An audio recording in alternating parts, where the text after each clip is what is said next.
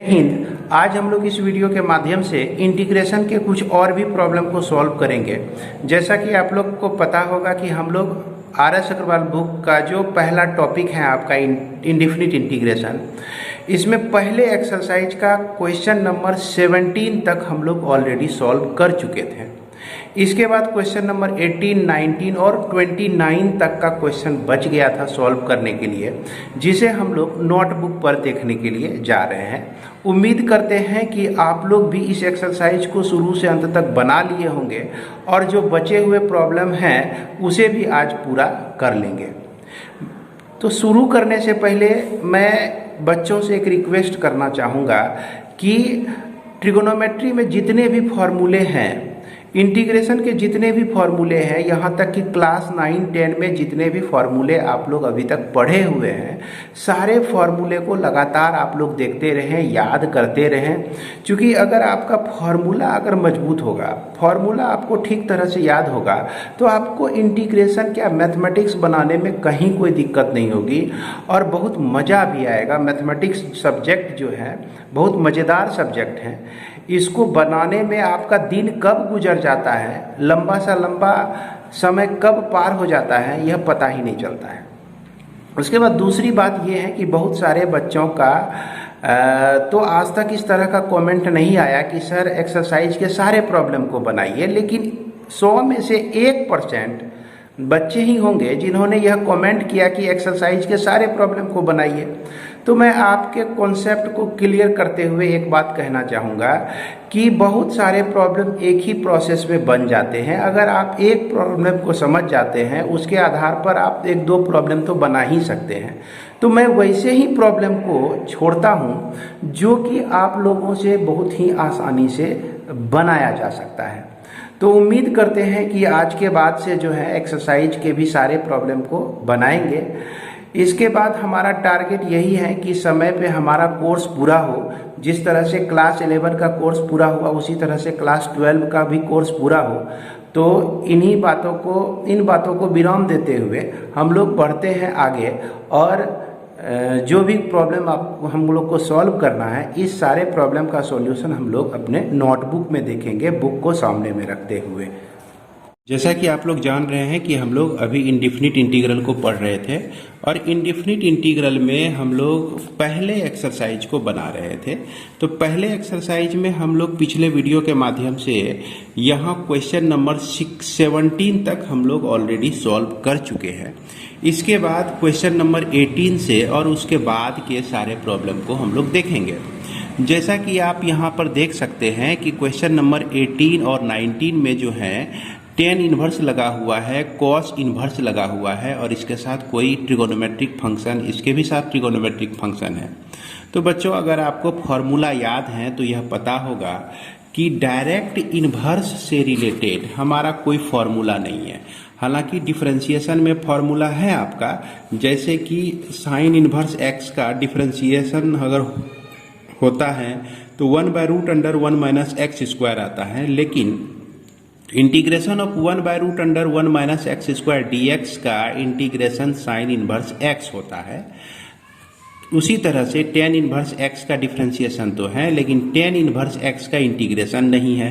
सेक inverse x का differentiation तो है, लेकिन यहाँ अभी तक की जानकारी में हम लोग को इसका डायरेक्ट फॉर्मूला नहीं है, जिसके चलते हम लोग इसको इंटीग्रेट कर सके। तो यहाँ पर समस्या आती है कि क्या यह tan इन्वर्स x और cos इन्वर्स x को रखने से हमारा प्रॉब्लम क्या सॉल्व होगा? नहीं होगा। यहाँ पर हमको tan इन्वर्स x और यह cos इन्वर्स x को एलिमिनेट करना पड़ेगा, यहाँ से हटाना पड़ेगा। इसका फॉर्म जो है दूसरे रूप में हमको यहाँ देना होगा। तो इसके लिए हम लोग क्या करते हैं, इन्वर्स ट्रिगोनोमेट्रिक का कुछ फॉर्मूला यूज करते हैं। जैसे कि आप लोग पढ़े होंगे sine inverse sine x = x। जैसे आपको याद होगा कि पढ़े होंगे, अगर साइन इन्वर्स साइन x रहे तो इसको हम लोग x लिखते हैं, कॉस इन्वर्स कॉस x रहे तो इसको हम लोग x लिखते हैं। इसी तरह से अगर साइन साइन इन्वर्स x रहे तो इसको भी हम लोग x ही लिखते हैं। और इसके साथ जो है कुछ कंडीशन है, इसका डोमेन है, डिफाइन है ऑलरेडी, जिसको हम लोग इन्वर्स ट्रिगोनोमेट्रिक फंक्शन में पढ़ चुके हैं। तो फिलहाल इतनी सी जानकारी हम लोग को रखना जरूरी है। इसके बाद जो है ट्रिगोनोमेट्री का जितना भी फॉर्मूला आपका होता है वो सब आपको याद रखना जरूरी है इस तरह के प्रॉब्लम को सॉल्व करने के लिए। तो आइए सबसे पहले हम लोग देखते हैं क्वेश्चन नंबर 18 को। तो क्वेश्चन नंबर 18 जो है आपका यही प्रॉब्लम है, जैसा कि आपको दिख रहा होगा अभी कॉपी पर। तो इसमें आपको याद होगा कि साइन 2x को हम लोग लिख सकते हैं 2 sine x into cos x लिख सकते हैं, और 1 प्लस कॉस 2x को हम लोग लिख सकते हैं 2 साइन, माफ करेंगे 2 कॉस स्क्वायर x लिख सकते हैं।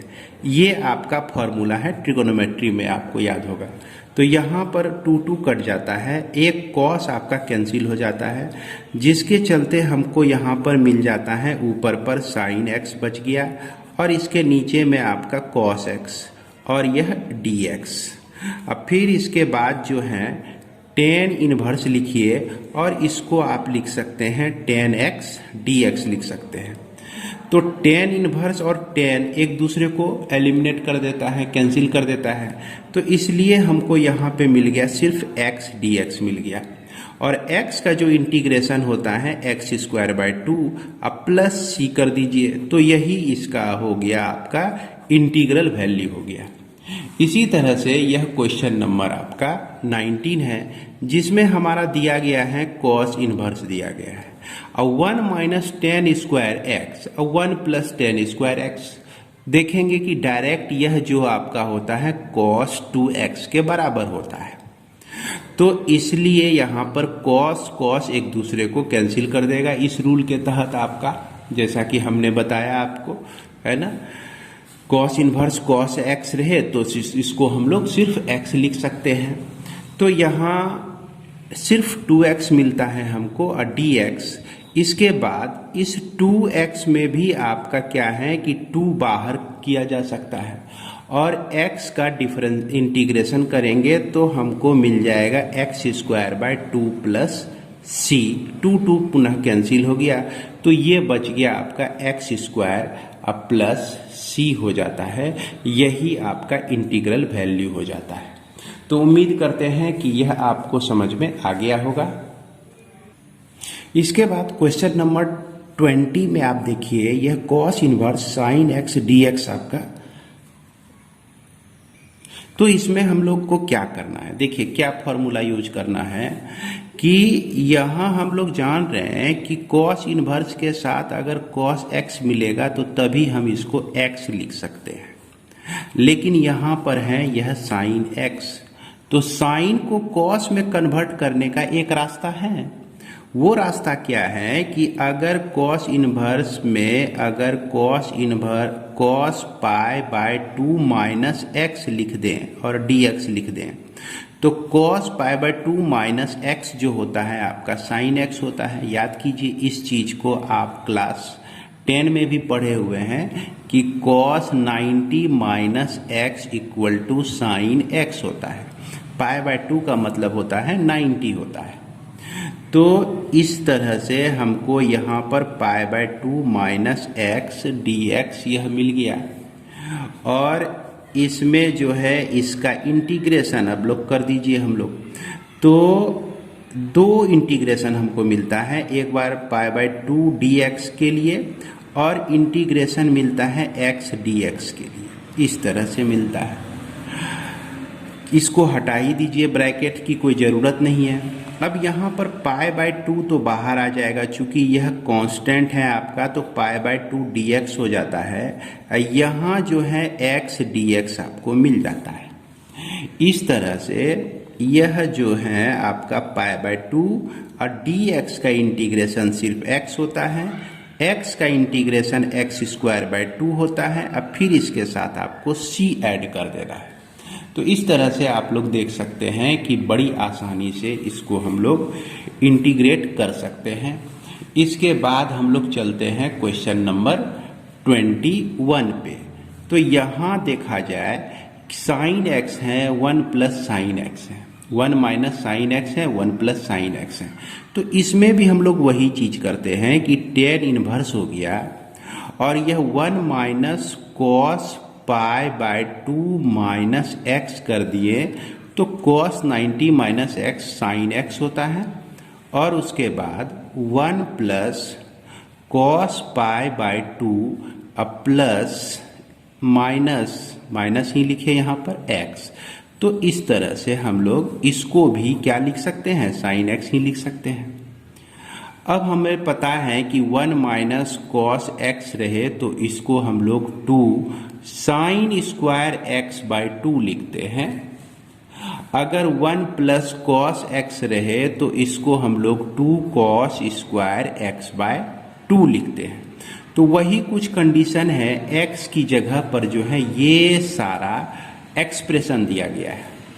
तो हम लोग इसको क्या लिखेंगे कि टेन इनवर्स रूट अंडर, यहाँ माइनस है तो 2 साइन स्क्वायर, यह pi by 2 minus x by 2, इसका भी हाफ हो जाएगा। और उसके बाद 2 cos square pi by 2 minus x by 2, इसका भी हाफ हो जाएगा। और ये आपका dx बच गया। 2 यहाँ से कैंसिल। इसके बाद देखिए कि स्क्वायर रूट हटेगा तो दोनों से स्क्वायर भी हमारा हट जाएगा यहाँ पर।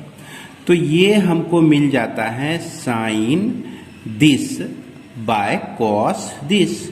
तो इसको थोड़ा सा सॉल्व करके अगर लिखें तो pi by 4 minus x by 2 हो जाता है यह।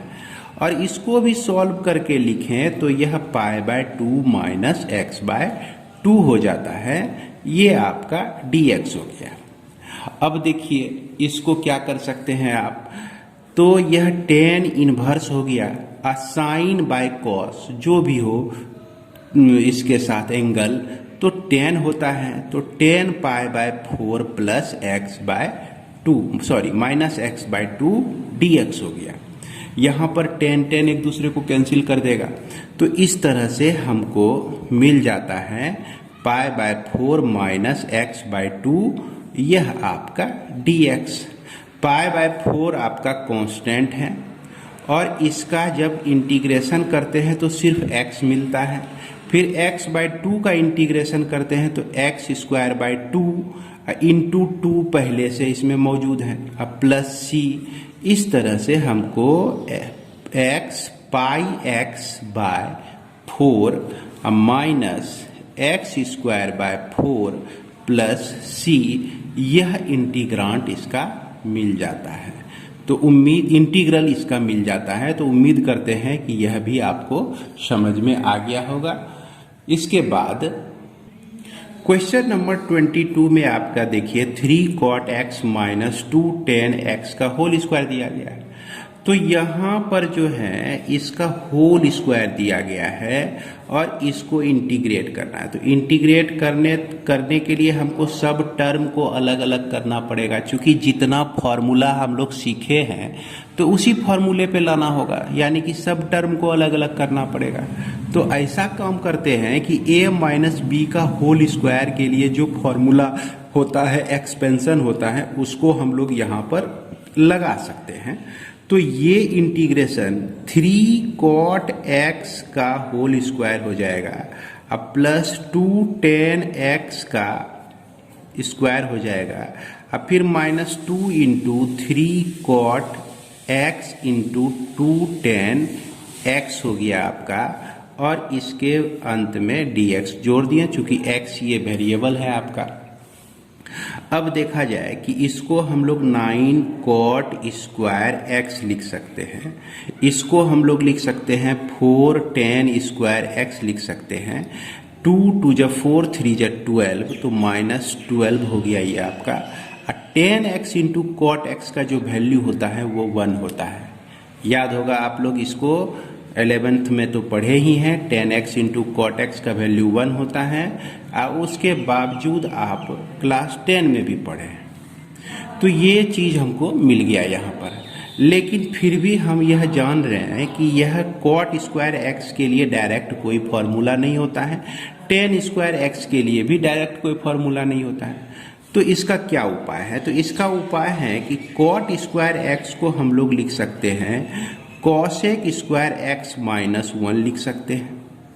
उसके बाद टेन स्क्वायर एक्स को हम लिख सकते हैं सेक स्क्वायर एक्स माइनस 1 लिख सकते हैं। अब माइनस 12 और यह आपका यहाँ पर dx आ गया।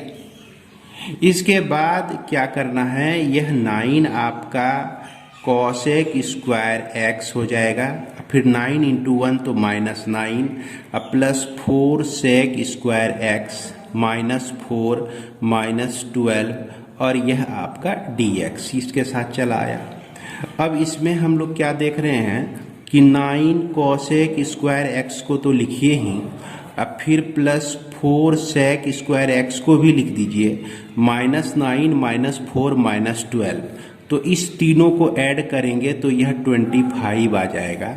अब जो एक्सप्रेशन आपको दिख रहा है इसका हर एक पार्ट जो है इंटीग्रेट होने लायक है।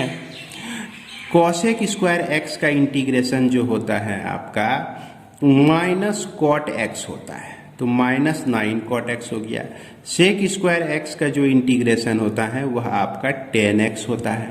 और 25 इंटू 1 कॉन्स्टेंट का जो इंटीग्रेशन होता है, एक्स पे कोई भी कांस्टेंट दिया रहे तो उसके लिए हम लोग इंटीग्रेशन करके उसके साथ क्या लगा देते हैं, x लगा देते हैं, तो 25x हो गया। अब प्लस c हो गया। अब चाहे तो इसी को थोड़ा स्टैंडर्ड फॉर्म में लिख सकते हैं।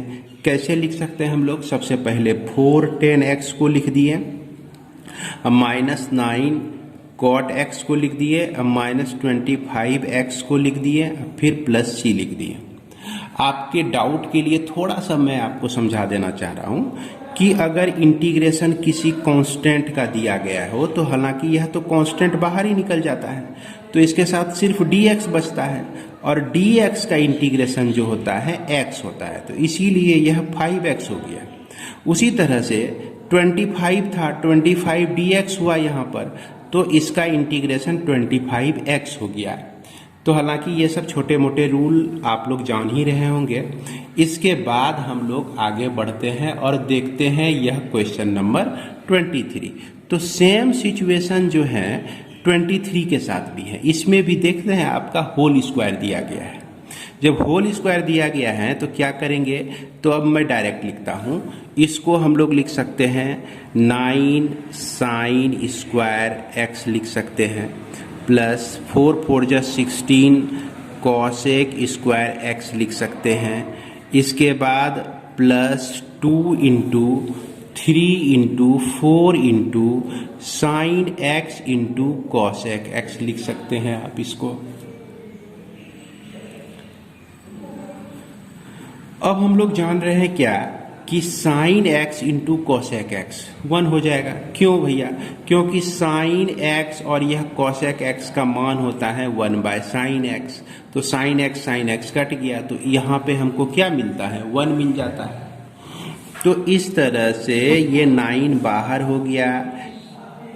इंटीग्रेशन इसको लिखते हैं हम लोग, एक लाइन और लिखते हैं, तो 9 साइन स्क्वायर एक्स हो गया, प्लस 16 कॉसेक स्क्वायर एक्स हो गया, अब प्लस 4 × 12 = 24 24। अब ये हमको मिल गया इंटीग्रांड मिल गया। अब यहाँ पर एक समस्या क्रिएट क्या हो गया कि साइन स्क्वायर एक्स के लिए कोई डायरेक्ट इंटीग्रेशन का फॉर्मूला नहीं होता है। तो इसके लिए क्या करेंगे, हम लोग ट्रिगोनोमेट्री में जाएंगे। तो 9 हो गया, साइन स्क्वायर एक्स को आप लिख सकते हैं 1 माइनस cos 2x/2 लिख सकते हैं। आप देख सकते हैं यह आपके क्लास 11 का ट्रिगोनोमेट्री का ही फॉर्मूला है। अब प्लस 16 यह कॉसेक स्क्वायर एक्स, अब प्लस 24 यह आपका dx हो गया। इस तरह से आप लिख सकते हैं। अब थोड़ा सा इसको और भी डिटेल में लिखते हैं।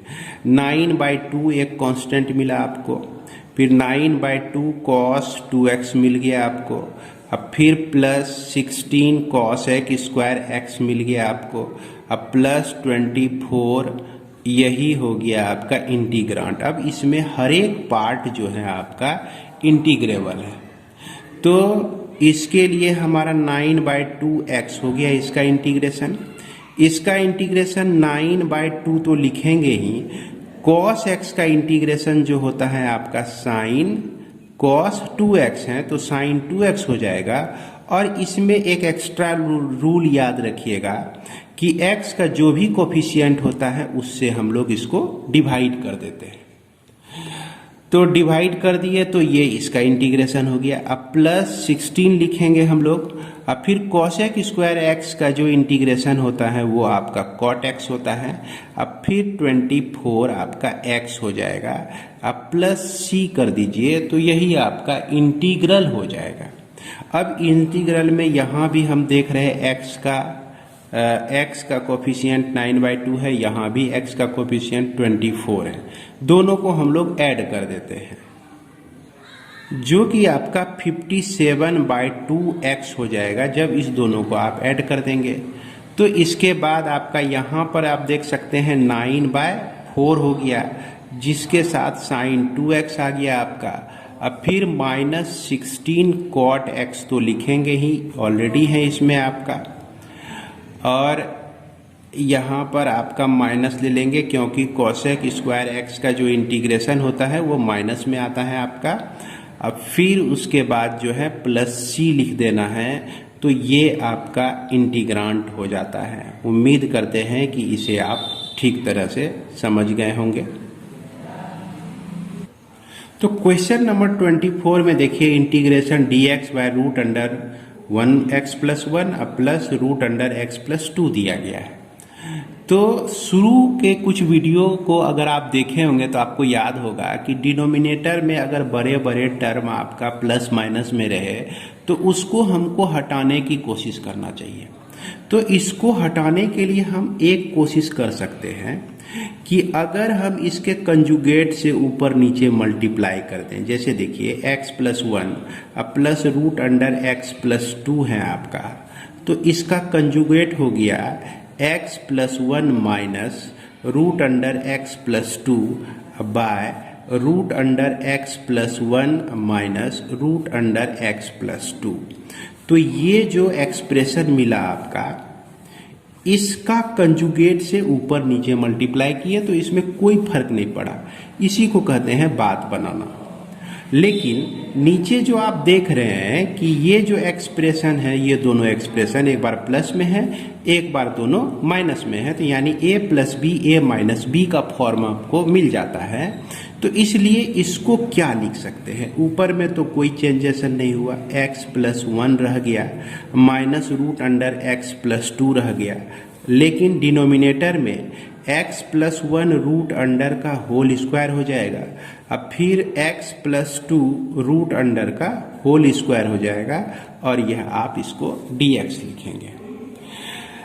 इसके बाद ऊपर में अभी कुछ मत कीजिए, नीचे वाले टर्म को ही हम लोग को सॉल्व करना है। और यह रूट अंडर x + 2 अब बाय नीचे देखिए क्या आता है, तो इसका सॉल्यूशन आप यहाँ पर देखिए।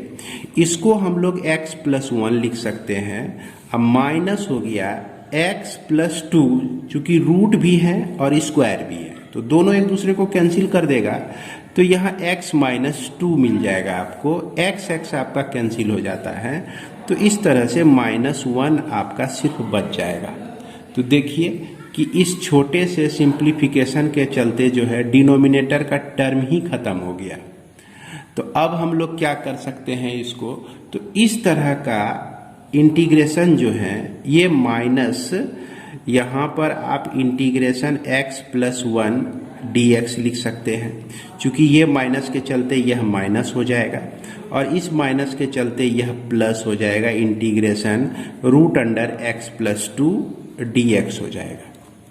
अब एक चीज याद रखिए कि अगर इंटीग्रेशन x पे पावर n dx का इंटीग्रेशन आप करते हैं तो x पे पावर n + 1/2 n + 1 + c इस तरह से लिखते हैं। अगर यहाँ पर x जो है आपका लीनियर पोलिनोमियल हो, लीनियर पोलिनोमियल हो, जैसे x प्लस 2 रहे आपका टू दी पावर n, और इसका आपको इंटीग्रेशन करने के लिए कहा जाए तो सेम प्रोसेस यही फॉलो करना है कि सिर्फ x प्लस 2 आ जाएगा, n plus 1 by n plus 1 यह आपका प्लस c हो जाएगा। यानी कि x के जगह पर कोई भी लीनियर पोलिनोमियल आ जाए तो जैसे x प्लस 2 आ गया तो x प्लस 2 यहाँ भी आ जाएगा, और यहाँ पर जो पावर है पावर में किसी तरह का परिवर्तन नहीं होगा। जिस तरह से पावर का रूल इसमें यूज किया जाता है वही रूल इसमें भी लगाया जाएगा, वही कंडीशन है यहाँ पर। तो यहाँ पर आप देख सकते हैं कि क्या है कि ये तो माइनस हुआ और यह x प्लस 1 पर पावर क्या है, हाफ है, और यह dx दिया गया है। फिर प्लस x प्लस 2 पर पावर जो है इसको हाफ लिख सकते हैं, रूट का मतलब यही होता है। अब देखिए कि माइनस x प्लस 1 पर पावर हाफ n प्लस 1 लिखेंगे हम लोग, तो हाफ प्लस 1 लिखेंगे और नीचे हाफ प्लस 1, अब फिर प्लस लिखिए। x प्लस 2 पर जो भी पावर है उसमें 1 ऐड कर दीजिए और उसी पावर के साथ उसी पावर को आप नीचे भी लिख। अब हम लोग इसे सॉल्व करने की कोशिश करते हैं ना, ये जो बड़ा बड़ा पावर्स आपका दो पावर दिख रहा है इसको सॉल्व करते हैं। तो 1/2 प्लस 1 अगर करें, 1/2 प्लस 1 करें तो ये आपका 3/2 आता है। तो इसके जगह पे आपका 3/2 आ गया। अब ये 2 जो है आपका ऊपर चला जाएगा और 3 इसके नीचे ही रह जाएगा।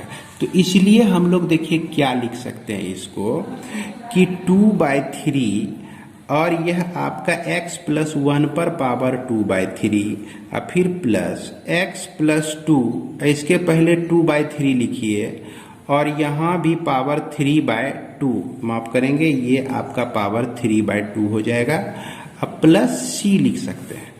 अब माइनस वाले टर्म को बीच में कर देते हैं तो 2/3 x प्लस 2 पर पावर 3/2 माइनस 2/3 x प्लस 1 पर पावर 3/2 प्लस c, आप इस तरह से इसको लिख सकते हैं। तो उम्मीद करते हैं कि आपको यह समझ में आ गया होगा। कुछ उसी तरह का प्रॉब्लम जो है आपका यह 25 नंबर भी है, तो 25 नंबर में भी कंजुगेट से ऊपर नीचे मल्टीप्लाई करना है और इसको आपको सॉल्व कर देना है। तो अब हम लोग क्वेश्चन नंबर 26 देखते हैं। क्वेश्चन नंबर 26 जो है 1 plus cos x by 1 minus cos x है, dx दिया गया है। बहुत ही आसान प्रॉब्लम। 1 प्लस कॉस एक्स को याद कीजिए कि हम लोग क्लास 11 में लिखते थे 2 कॉस स्क्वायर एक्स बाय 2 लिखते थे। उसके बाद 1 माइनस कॉस एक्स को लिखते थे 2 साइन स्क्वायर एक्स बाय 2 लिखते थे, और यहाँ पर 2 आपका कैंसिल हो गया और ये आपका हो गया cot square x by 2 dx। उसके बाद cot square theta equal to cosec square theta minus 1 होता है। तो इसलिए हम इसको लिख सकते हैं cosec square x by 2 minus 1 dx लिख सकते हैं। अब देखिए कॉसेक स्क्वायर एक्स बाय 2 के लिए डायरेक्ट इंटीग्रेशन का फॉर्मूला है, और एक चीज ध्यान देखना यहाँ पे रखना है कि x का जो भी कोफिशिएंट होगा उससे इंटीग्रल को हम लोग को डिवाइड कर देना है। अब कॉसेक स्क्वायर एक्स बाय 2 का integration minus cot x by 2 तो लिखेंगे ही, और x का जो कोफिशिएंट है 1/2 से इसको हम लोग डिवाइड कर देंगे, और x का जो इंटीग्रेशन होता है 1 का जो इंटीग्रेशन होता है x होता है, और इसके साथ हम लोग एक कांस्टेंट ऐड कर देते हैं। तो इस तरह से हमको यहाँ पर मिल गया क्या कि -2 cot x by 2 minus x plus c मिल जाता है। तो यही हमारा आंसर हो जाता है। इसके बाद हम लोग चलते हैं क्वेश्चन नंबर 27 में। तो यह 27 जो आपका क्वेश्चन दिया गया है integration 1 plus 10x by 1 minus 10x dx ये दिया गया है। तो इसको हम लोग किस तरह से सॉल्व करते हैं? तो इसमें एक समस्या क्या है कि यह जो प्रॉब्लम है आपका मेथड ऑफ सब्स्टिट्यूशन पे चला गया, मेथड ऑफ सब्स्टिट्यूशन सब्स्टिट्यूशन पे चला गया है, जो कि हम लोग अगले टॉपिक में इसी चीज को हम लोग पढ़ेंगे। तो अब यहाँ पर यह क्वेश्चन दे दिया है, हालांकि यहाँ नहीं देना चाहिए था इस तरह का प्रॉब्लम। तो चलिए इसको सॉल्व कर लेते हैं, ताकि आपका कन्फ्यूजन जो है भले यहाँ पे क्लियर नहीं होगा, लेकिन अगले एक्सरसाइज को जब हम लोग बनाएंगे तब वहाँ निश्चित रूप से क्लियर हो जाएगा। तो यहाँ हम क्या करते हैं कि 1 प्लस इसको sine x by cos x तो लिख ही सकते हैं 10x को। अब फिर उसके बाद यहाँ नीचे में 1 minus sine x by cos x हम लोग लिख सकते हैं।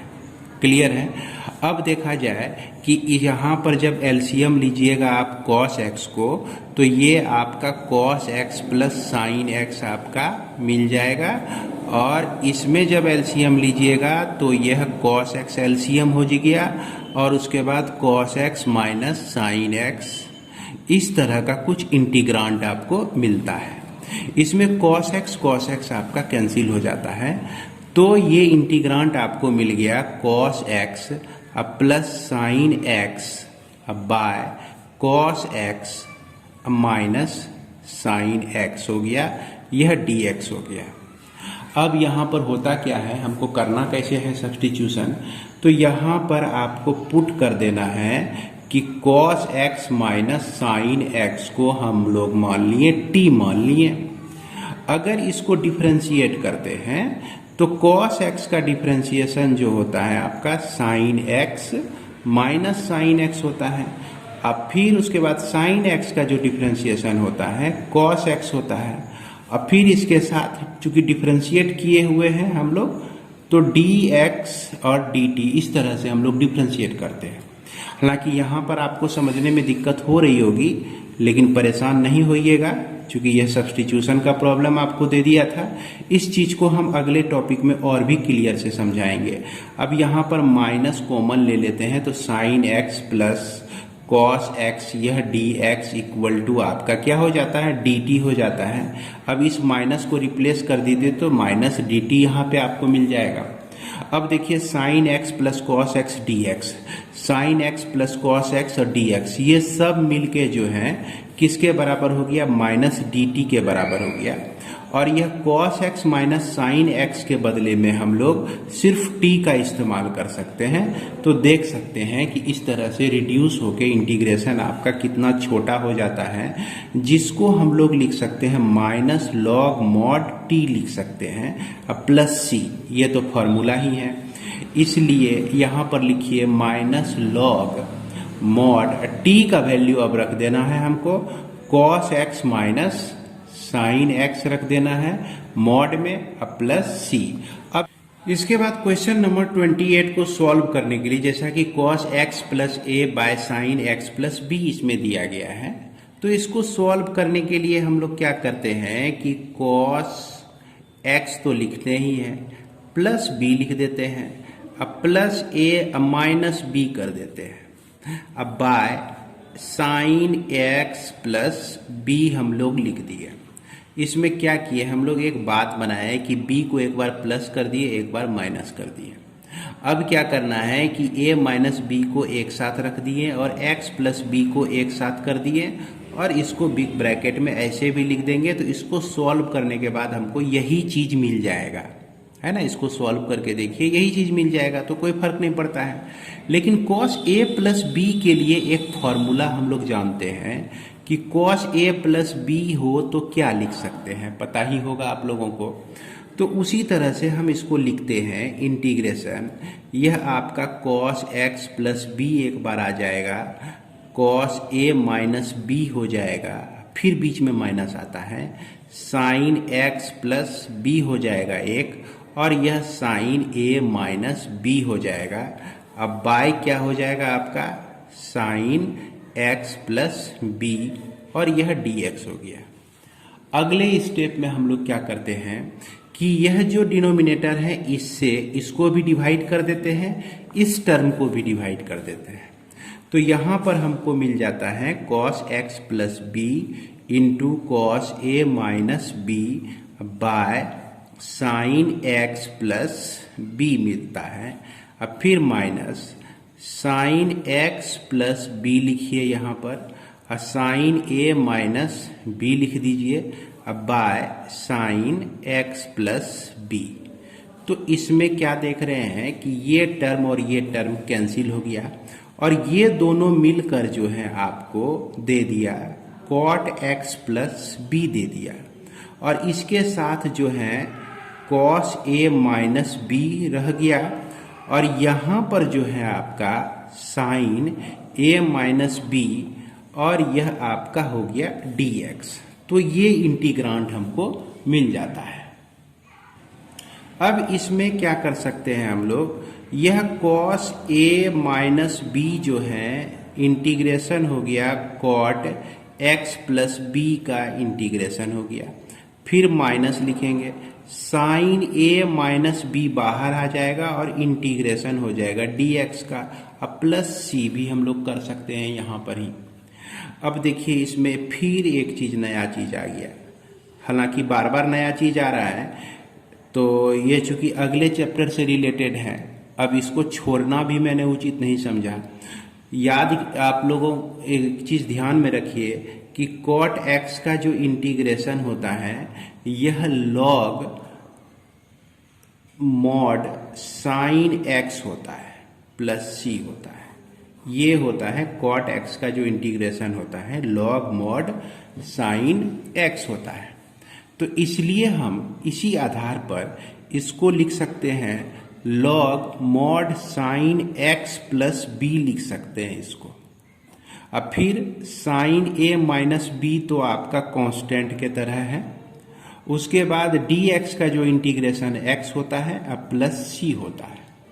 तो यहाँ पर हमको लगता है कि आप लोगों को भी डाउट नहीं रहना चाहिए, ये डायरेक्ट फॉर्मूला ही है, आप जाके इसको आगे में पढ़ेंगे, आगे खुद बनाएंगे भी।